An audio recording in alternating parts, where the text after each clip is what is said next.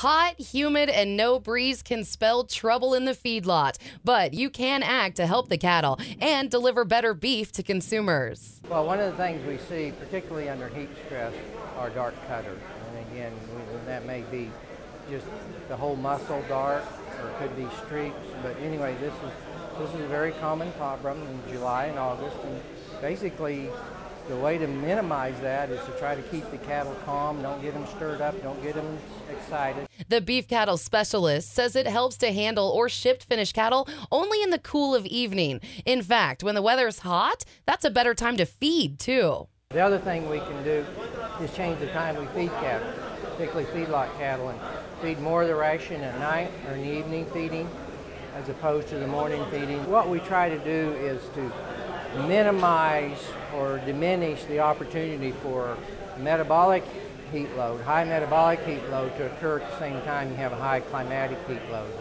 And Mater says there are ways to provide direct relief for the sun's hot rays. Just wetten the pen surface down. If it's not already wet part of the pen surface down, that cools that surface. Those pen surfaces can get up to 140, 150 degrees. More aggressive mitigation strategies, you might have to put up shade.